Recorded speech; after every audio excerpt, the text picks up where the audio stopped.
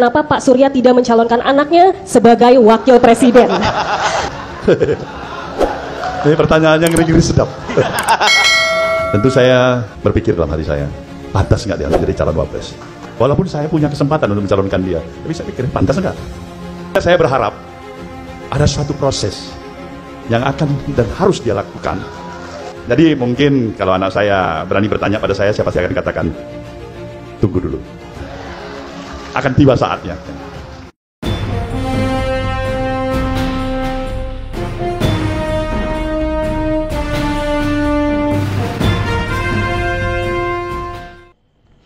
Assalamualaikum warahmatullahi wabarakatuh. Teman-teman, jumpa kembali dengan Enjoy Channel, channel yang membahas berita teraktual, terhangat dan sedang menjadi perbincangan publik. Sahabat Enjoy Channel, kali ini yang kita bahas masih mengenai calon wakil presiden Prabowo Subianto, yaitu Gibran Raka Buming Raka. Di mana Gibran ini posisinya sebagai calon wakilnya Pak Prabowo Subianto, dan ini dipertanyakan publik. Karena Gibran menjadi calon wakil Prabowo tidak lepas dari keputusan MK, di mana syarat menjadi calon presiden atau wakil presiden usia 40 tahun atau sudah punya pengalaman menjabat sebagai kepala daerah yang dipilih lewat pemilu. Dan inilah yang dipakai Gibran menjadi calon wakilnya Pak Prabowo Subianto. Namun dikritisi oleh masyarakat karena lolosnya Gibran sebagai calon wakilnya Pak Prabowo ini ada masalah di MK. Anwar Usman sebagai paman dari Gibran ini mengetok palu meluluskan terkait syarat calon presiden sehingga Gibran bisa menjadi cawapres. Dan karena terjadi pelanggaran etik berat, akhirnya Anwar Usman dicopot jabatannya dari ketua MK. Berarti keputusan kemarin ini bermasalah. Namun katanya secara hukum Gibran sebagai calon wakilnya Prabowo ini sah secara hukum.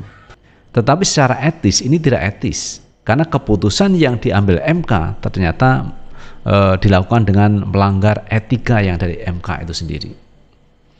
Nah teman-teman, ini ada kritikan yang juga cukup tajam dari Rahma Sarita. Kita tonton video yang satu ini.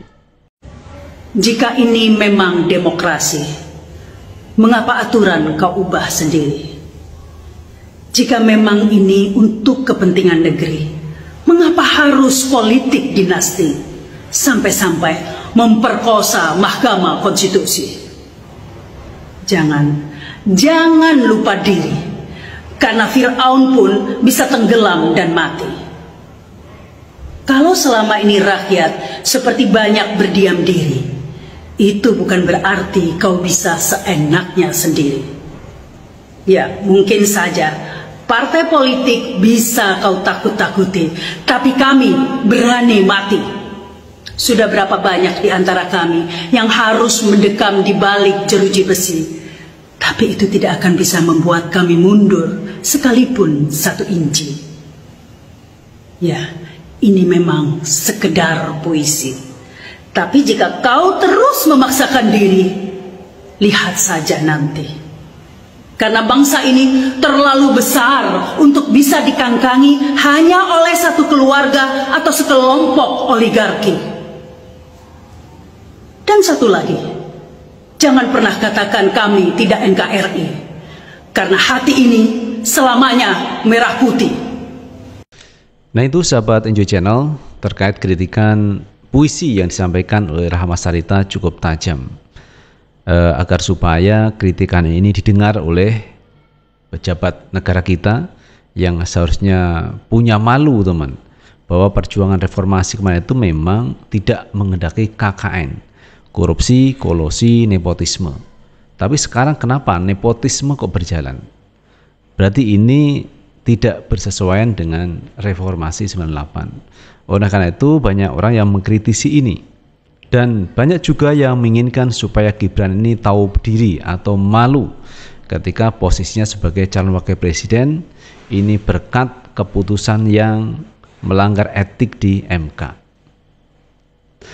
Lalu bagaimana teman-teman tanggapan Pak Anies Baswedan mengenai hal ini? Nah ini ada pandangan dari Pak Anies Baswedan terkait seorang anak pejabat yang akhirnya menjadi calon wakilnya Pak Prabowo Subianto. Tetapi Pak Anies tidak menyebut nama, tapi Esensinya kita tahu bahwa ini mengkritisi kondisi yang sekarang terjadi. Kita baca berita teman dari ayojakarta.com. Singgung anak pejabat yang jadi cawapres, Anies Baswedan mengatakan beri kesempatan anak tumbuh alami. Ramai soal kabar anak pejabat yang menjadi cawapres akhirnya ikut ditanggapi oleh baca pres dari Koalisi Perubahan, Anies Baswedan. Anies Baswedan berujar jika anak-anak sebaiknya diberi kesempatan untuk menjalani proses yang alami untuk bertumbuh. Hal itu disampaikan Anies Baswedan pada acara perayaan ulang tahun Partai Nasdem ke-12. Satu hal yang penting juga adalah memberi kesempatan kepada anak-anak kita untuk menjalani proses pertumbuhan yang alami, kata Anies yang dikutip dari suara.com Minggu 12 November 2023. Menurut Anies, proses tumbuh alami itu akan memberikan kesempatan pada anak untuk mendapatkan beberapa pembelajaran dari perjalanan hidupnya. Pada kesempatan untuk mendapatkan pengalaman, pengetahuan, jaringan, jatuh bangun itu bagian dari perjalanan hidup. Dan itu juga yang kemudian nanti membekali dia untuk mengambil rute apapun nanti lanjutnya.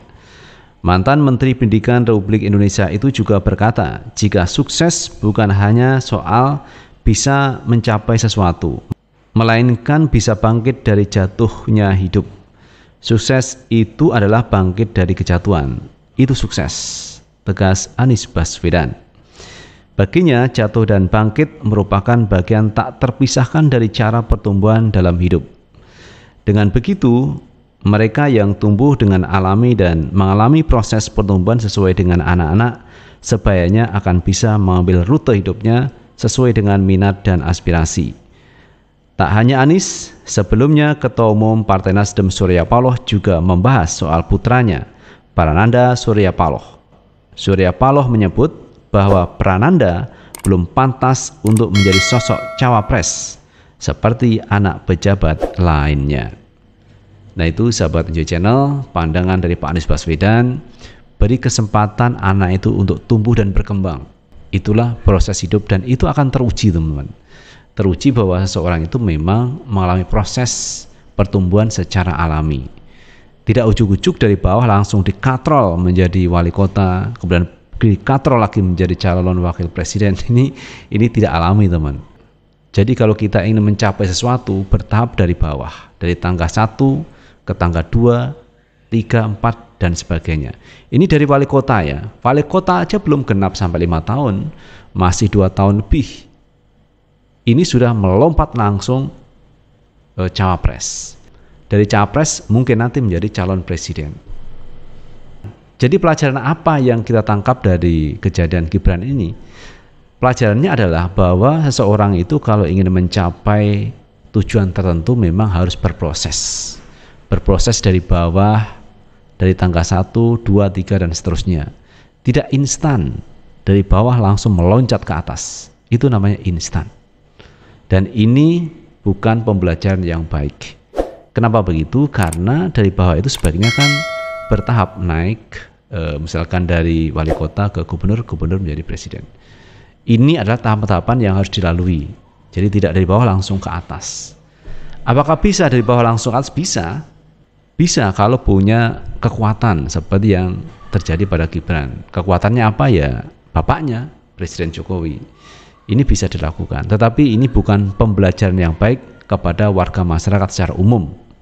Karena ketika kita ingin mencapai sesuatu, kita harus berproses dari bawah. Itu sahabat Enjoy Channel yang bisa kita bahas, dan terima kasih sudah menonton. Jangan lupa tetap like, subscribe, share, dan komen di channel ini agar kita bisa membangun channel ini menjadi lebih baik lagi. Sukses selalu. Assalamualaikum warahmatullahi wabarakatuh.